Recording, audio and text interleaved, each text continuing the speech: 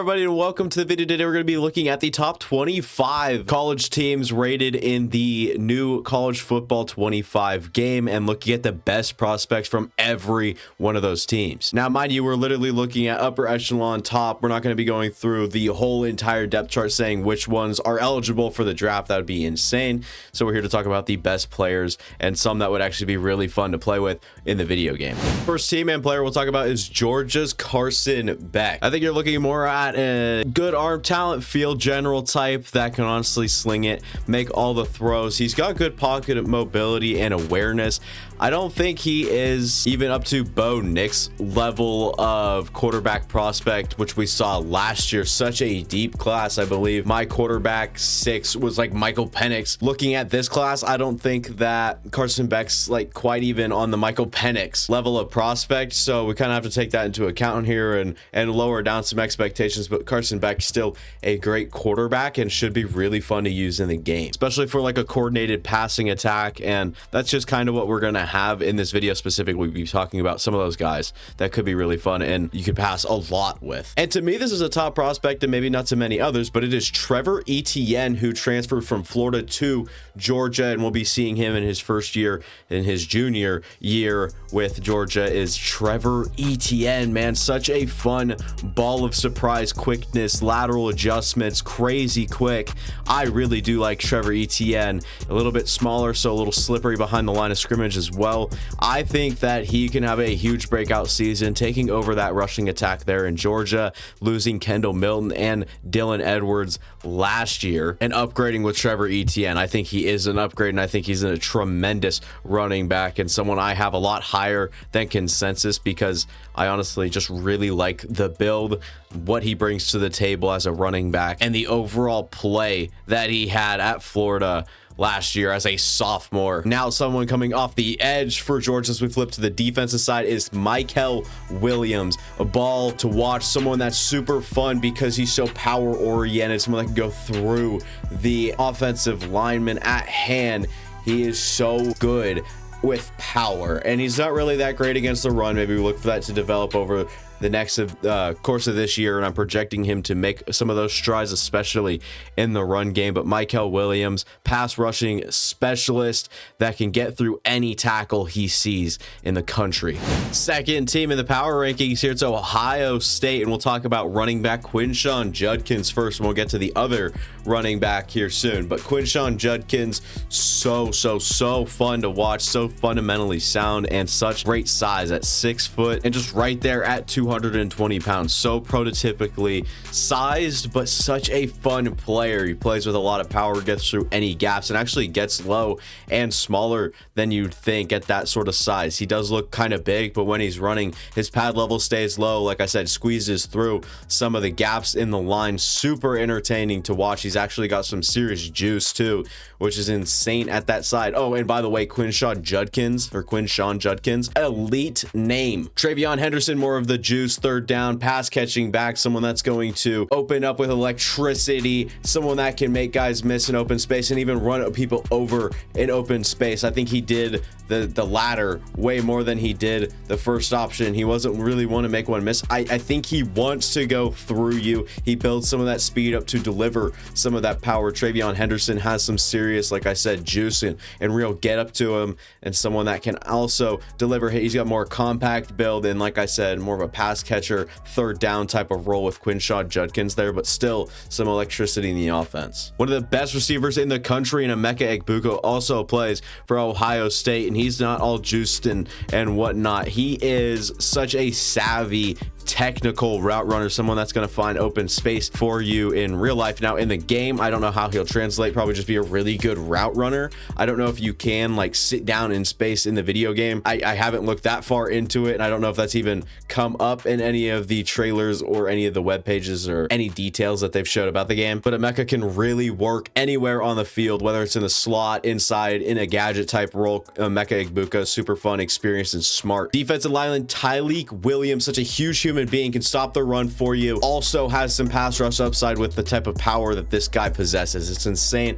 Tyleik Williams again has one of the funniest images, by the way, too, doing the sketch. What's up, brother? It's hilarious, and someone I look to be a pillar for the Ohio State defense in this upcoming season, especially in the video game. I suspect him to have such a great overall and a great impact on the interior of that defensive line. Someone else that can also have a feel and impact on that defensive line on the edge this time, though, it is Jack Sawyer. The guy is a powerhouse, super smart, great floor when you're looking at NFL prospect wise, but in the game should just be a powerhouse off the edge and someone that should produce for you consistently, both against the run, the pass. Jack Sawyer, very solid, and like I said, kind of more smart about it, and higher floor when you're talking about a prospect means that he's got like the better worst. Like his worst isn't reaching far down the barrel. It's not like you're projecting a whole lot. So Jack Sawyer has a way better baseline and someone that should hold up really steady and at least lock down one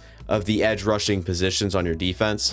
And this next team, Oregon, the Oregon Ducks will be a lot more offense oriented, and we actually have 3 prospects for them, all on the offensive side of the ball. One of 2 receivers we'll talk about is Evan Stewart, someone that's coming from Texas A&M, who had a really good freshman year, kind of soured out in his sophomore year, but an alien in terms of change of direction. But it's quite easy when you're his size, only 175 pounds, but should work really well in the sort of offense you have at Oregon. Quick game and someone that can get open on any route he runs because of some of those skills that he has as a mover. His movement skills really sharp, really good change of direction when you're talking about someone that can really plant his foot and leave to good bursts out of his breaks, and that matches up really well with the rest of his skill set. I think he's got solid hands and even room to improve there, and actually looked like he could be a really good catcher of the football, just sometimes didn't clamp it down hard enough, and someone that needs to maybe get on the jugs machine a little bit, but also just get put into some of these experience situations where the more you play, the more comfortable you get, the more situations and angles, I guess, you see with your hands and catching the football. So Evan Stewart, such a great player, and should be someone that's more of a good route runner, but also kind of a vertical threat in the game. And this next guy is all speed. It's Tez Johnson, weighing 160 pounds, really low in weight, but you just can't deny the type of playmaker he is. Out in open space, give him even 3 yards after the catch, he is a home run threat, someone that can absolutely rack yards up after the catch. He does play a little bit bigger than 160 as well, maybe endures a tackle or 2, and he's got some real juice. Someone that had a great connection with Bo Nix this past year. There's reasons for that. If you want to look it up, look it up. Great heartwarming story between Tez Johnson and Bo Nix. But man, Tez Johnson should really open up and produce, right? He's going to have numbers upon numbers with Dylan Gabriel at quarterback in that Oregon offense, especially with some of the secondary attention going to Evan Stewart on the other side of Tez or alongside Tez, because he'll probably be playing in the slot. He is just a speed playmaker at receiver. Next guy that I'd say is more of an honorable mention, Johnny Cornelius, someone that should just pillar down one side. He's not really looking to be a really high draft pick, but someone worth mentioning that should lock down one side of your offensive line in the game. Next on this is Alabama, and surprisingly, they only have a boring old offensive lineman. It's Tyler Booker, staple on the interior of that defensive line or offensive line. He actually has his teammate Jaden Roberts there as well, absolute powerhouse on the other side of him, but he didn't quite make the list for the top prospects. But Tyler Booker definitely did. Like I said, kind of a pillar. I mean, in the game, should be really easy to run behind, and someone that's going to staple down one side of your line there.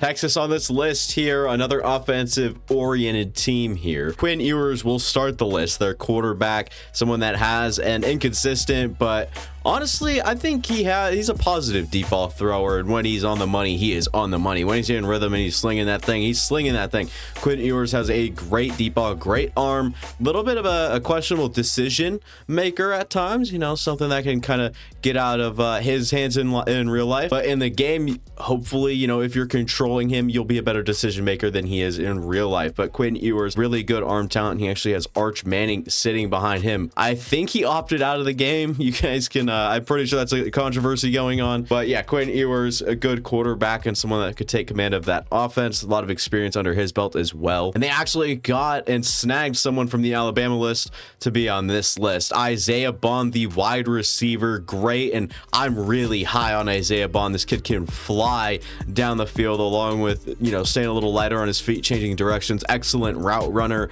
and someone that can get creative with the way you use him and the usage in the slot, out wide, and someone on screens or even underneath routes that he can turn upfield. He is really diverse in terms of usage and the way that he can play the game and change the game for you, quite honestly. I like Isaiah Bond a lot. Probably my wide receiver 3 heading into the year, and that's really high praise and maybe a little higher than consensus. And offensive lineman Kelvin Banks, my offensive tackle, #1 overall in a tier of his own. I know that's an unpopular opinion, and we'll get to the other guy I have at #2, but it is Kelvin Banks. He's a dog and really refined. I think he's like a solid run blocker, but when you're looking at pass protection, it doesn't get better than Kelvin Banks in this class, or Kelvin, sorry, in this class. And so he looks to just keep that consistency up, as he was probably already the most consistent in the entire class, in my opinion.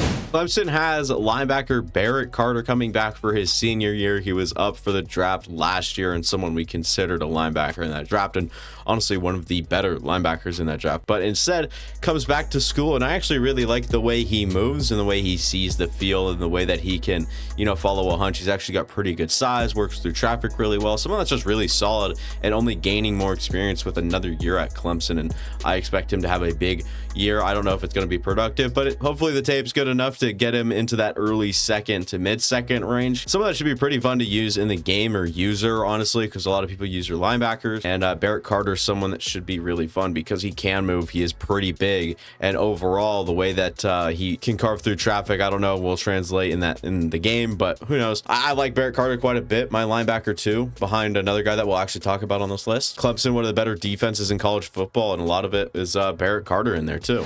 Notre Dame up next, and we'll start with their tight end, Mitchell Evans, someone I find on the same tier, if not like tight end 1B, with Colston Loveland, which I know is a crazy opinion. He is by far now like the best, blah blah blah blah blah. I think Mitchell Evans is just much more physical, much better blocker, and someone that is so smart at finding zones. And I don't even think he's like an incredibly slow mover, honestly. A lot of people just kind of perceive him as a little bit slower. He's 260 and moves well for that size, but I don't think he's an inhumane alien type of athlete. But he does move well, and once he sees some of that open space, does flash a little bit of some of the quickness. He is hard to pin down in terms of like how good of an athlete is he, with how much he does and what sort of role he plays. But Mitchell Evans should be an absolute hoss in the game when you're talking about blocking and catching the football. He has some incredible, spectacular catches along with some really great hands. Probably the best at the tight end position that I saw out of the group I watched. I did miss, I think, like a couple of names,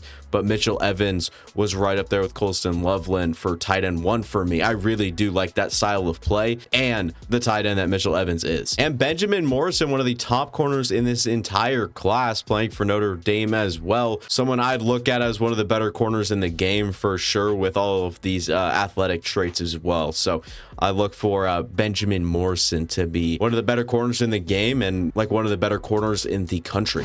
Will Campbell, the name that comes out for LSU to represent them on this list. On the offensive side of the ball, losing Jane Daniels, Malik Neighbors, Brian Thomas to the draft last year. Well, at least they still have a good offensive line and offensive tackle duo with Emory Jones Jr. on the other side of Will Campbell, but Will Campbell specifically the offensive tackle 2 in this class for me. Someone that I think is technically sound, struggles a little bit more against some of the power. He utilizes his hands and arms quite a bit. Get out, get reach, and or get lengthy, reach outside, stay strong against some power moves to the outside, or even when you're talking about like hand usage and placement, it's pretty good. So I like Will Campbell, someone that may just need a little bit more consistency against some of the top tier edge rushers in the country in college football to be better than Kelvin Banks headed to draft time. But in terms of for the game, he should be really good. And we'll talk about his teammate on the defensive side of the ball. It's Harold Perkins,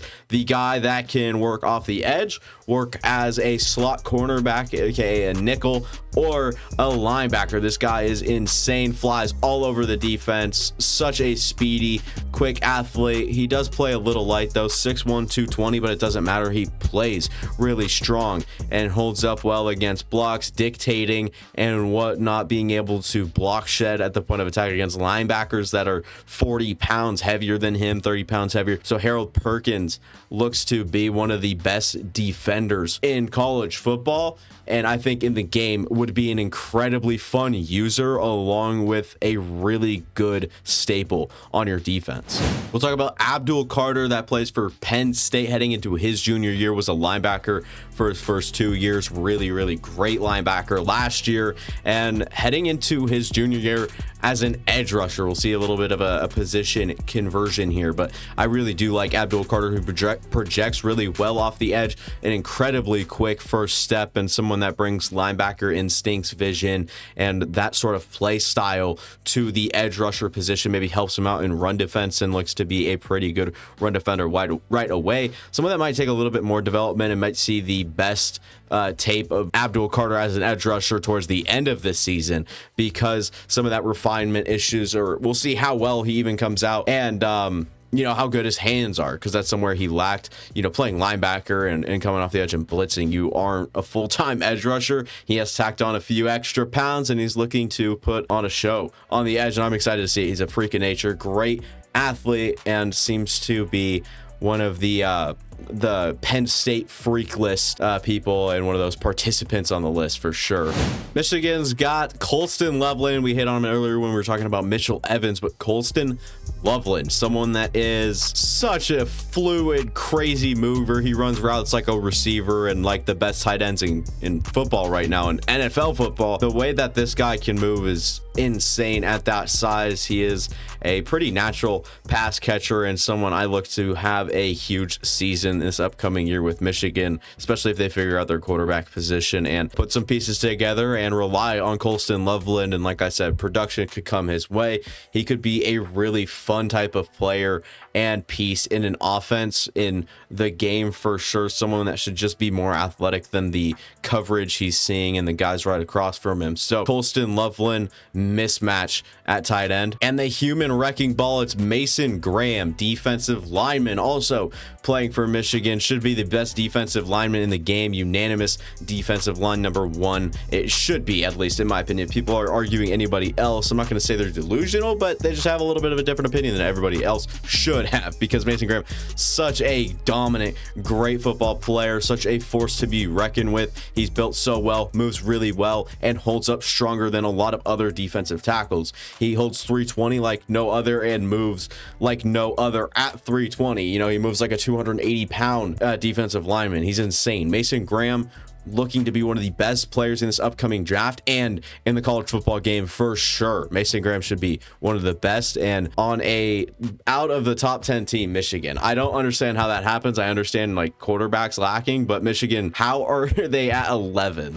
Texas A&M, maybe a frown upon organization, school, or whatever you're going to call it right now, and it's not really looking that great, but they do have two players on this list, one on each side of the ball, and we'll start with quarterback. Connor Wegman, someone I'm really psyched on, and I had watched him compared to the top guys, and I didn't think he was far off, if off at all. I think I have him basically interchangeable with Quinn Ewers in terms of, I think, quarterback 3. So Connor Wegman, hopefully, you know, projection, I would have him up there with like Shedeur Sanders. I am such a fan of Wegman, and the upside here just needs to stay healthy, stay consistent, and put some pieces together. I think he was a pretty high profile recruit, and now looking at that same sort of thing heading into the draft, such a not polarizing but hard projection when looking at draft position, but someone that could easily sneak into the first round with a good season and enough shown at Texas A&M. Then off the edge, Nick Scourton, an absolute freak human being. I am so high on Nick Scourton. I have him at 1B with James Pierce in the entire college football realm, right? Like James Pierce probably looking to be one of the best players in college football. Nick Scourton right there with him, moves like an absolute freak. No one moves like that. It's insane what he can do, speed related. Nuts what Nick Scourton can do, man. It is crazy. You look at some of the game-wrecking plays he has and what he projects to be, only improving. That was his sophomore season. Imagine he adds some pass rush moves in his arsenal, gets even quicker, tacks on some pounds, puts on some extra strength and muscle. Imagine that. Nick Scourton, I'm really high on, if you guys couldn't tell, and I don't care if it is an unpopular opinion. I really like Nick Scourton and the prospect he projects to be in this upcoming draft as just a game-wrecking edge that can play far inside and even drop into coverage.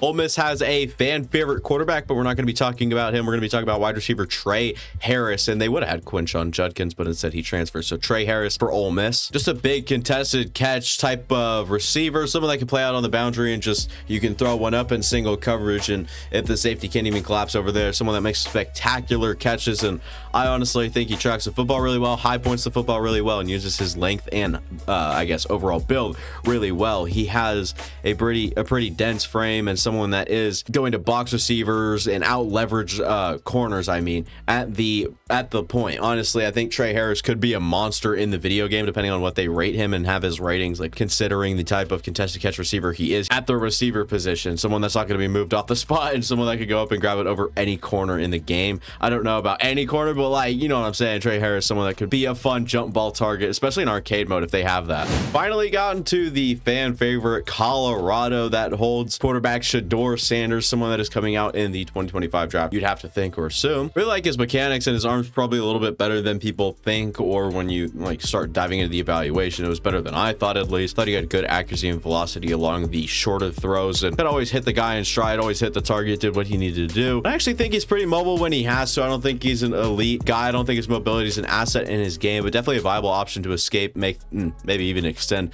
a few plays, and you know, make a few throws or make some stuff happen in the run game if need be, or if you like I said, kind of have that open space and you have the wheels to do it, go ahead and take advantage of it, right? Shedeur Sanders, someone I'm not like particularly high on. He's kind of consensus like what, QB2 in the class, and like I said, I wouldn't be surprised if even Connor Wegman reaches him as like a prospect towards the end of the year, if Shedeur Sanders pretty much puts up the same thing on tape as he did last year. They also have Travis Hunter, the two-way player, wide receiver and corner. Someone I just got done evaluating corner-wise, but I had done wide receiver a long time ago. But he's heading into just his junior year. He is a little light, but my God, I think he is a better corner right now than he is a wide receiver, but I still think he's an extremely high like ceiling player, especially if he just stuck to one or the other, but definitely thrives in press man where he can dictate, react, and, you know, start close to the receiver mirror and match him a little easier. I prefer him in press than further off the board or further off the ball. I think the instincts, awareness, overall vision of the play, the field, all that so good and so naturally gifted as an athlete. I think he's someone that's actually a pretty nice competitor, pretty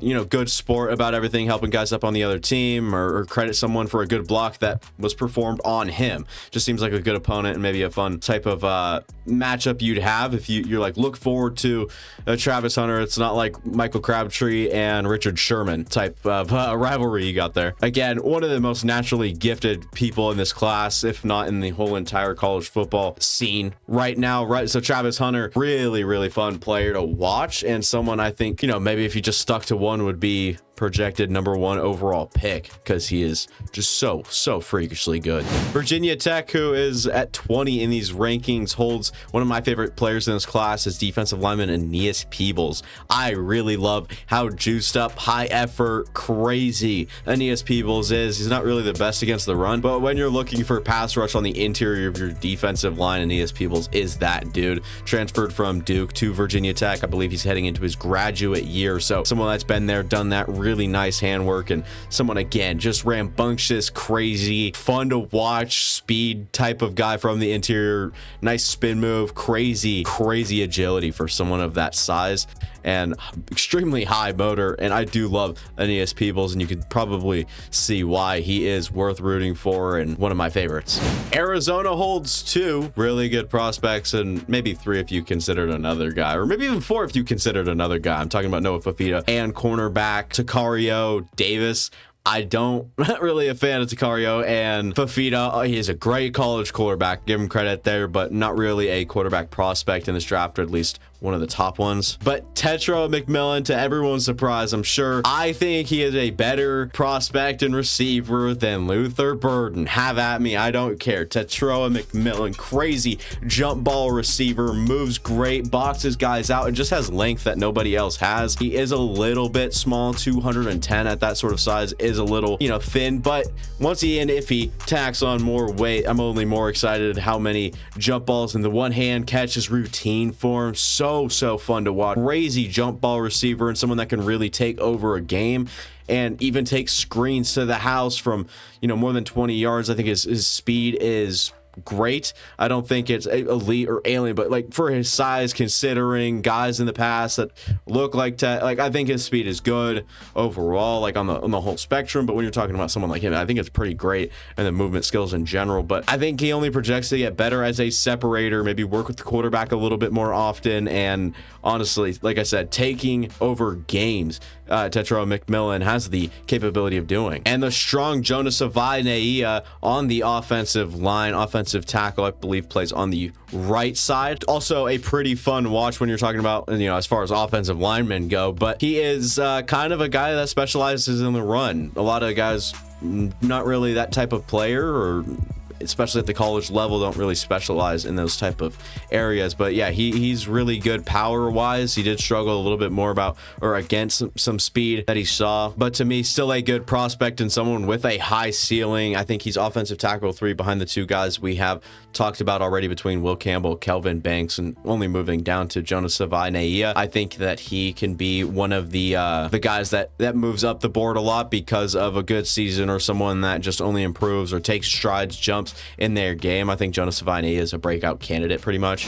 Oklahoma State listed at 24, I believe, on the power rankings. They have running back Ollie Gordon heading into his junior year, 6'1", 211. Everything is good at this kid. I get the RB1 hype for him, though I don't think he's far and out the best. Like, he still has some competitors here, but there's sides to him, man. I think he's very effective through the air on design plays, scrambling with his quarterback, just being a check down option out of the backfield. All that while being able to pivot in the way he braces for like contact, the way he can take hits and absorb contact. Most guys will kind of shrug off tackles or fight through them. Not Ollie. He kind of just thinks they're kind of a nuisance, something he doesn't even feel. A linebacker bounces right off his thigh because he's so big. No one can really stop him, especially when everyone knows he's getting the football. There's certain scenarios where like, yeah, this is just going to Ollie Gordon. Why wouldn't it? And no one can still stop him. They have no element of surprise. The defense has every idea of what's going on in their heads right now. It's Ollie Gordon. It's his play. It's his run. You still can't stop him. He's got that element to him. He's quick for his size. The game looks easy and kind of slows down for him. I really like Ollie Gordon. He ended up being my running back 1A,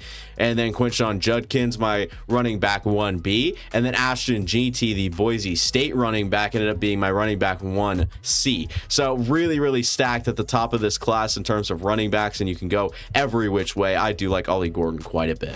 Last team on this list is Iowa, and the only position we'll talk about in the offense, and no surprise, it is going to be tight end Luke Lachey. They are a tight end production over there at Iowa. That's the only position they put out here anymore into the NFL, and they just consistently bring really good ones. But Luke Lachey, someone that gained some weight, I believe, and saw another injury. Just injuries have kind of ruined this guy's college career up to this point, but hopefully bounces back, hopefully puts up some good numbers and good tape, because I do like Lachey a lot, and someone I think could really outmatch college competition with a lot of experience and length, reach. He's pretty big, and someone I think moves like decently well, but he has only gotten better as a blocker as his college career has gone on. I think that he controls blocks a lot better the more and more I watched him. I really do like Luke Lachey, and someone that could be a piece for you on your offense in the game. And to the defense side of the ball, we have linebacker Jay Higgins, just experienced, always around the ball, someone that's super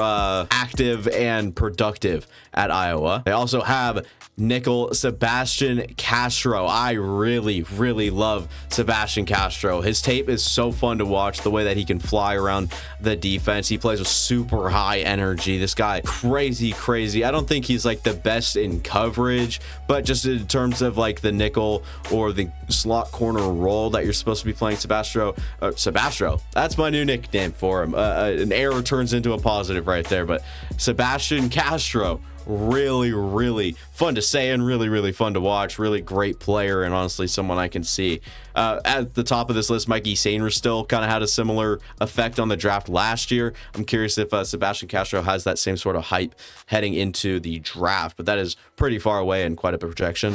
That'll be it for me. Thank you guys for watching. If you enjoyed it, and go ahead and leave a like, go down, subscribe, go watch the past content on the channel. It would mean a lot. Done a lot with this 2025 class already, a lot of summer scouting rankings, all that good stuff. So if you guys are curious about this class in general, go watch anything on the channel. You'll learn a lot about the class. At least a pretty early look on it. And yeah, that'll be all. Have a good rest of your day, night, whenever you're watching this. I'll see you guys next time. Deuces.